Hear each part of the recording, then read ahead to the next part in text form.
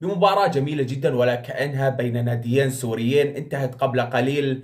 مباراة نهائي كأس الجمهورية اللي كانت تجمع البحارة مع الأورنج الدمشقي تشرين مع نادي الوحدة. خلونا نشوف الأهداف اللي سجلت بهاي المباراة، ولكن قبل ما نشوف أي شيء كالعادة ما ننسى الصلاة على سيدنا محمد. اللهم صل وسلم وبارك على سيدنا محمد وعلى آله وصحبه وسلم. شوفوا لي هدف تشرين الأول والوحيد اللي تسجل بهاي المباراة، شلون خالد المبيض اعطاها ليس هدف ابدا، انما هي طلقة بوجه حارس الوحدة. لا يلام الحارس ابدا على هذا الهدف رغم انه سددها فوق ايدينه بشوي، فلا اعتقد حارس في هذا الكوكب يستطيع رد طلقة. حرفيا كانت هاي طلقة. لذلك انا يعني وجن جنون الجمهور مثل ما قام تشوفون بالفيديو بعد هذا الهدف الجميل جدا اللي سجل بنهائي الكأس. بصراحة انا اتمنى بمناسبة هذا الهدف انه يتم تقييم هذا الهدف من الخبراء اللي يقيمون الاهداف، واذا قدرنا نستعين بخبراء اجانب يقيمون الاهداف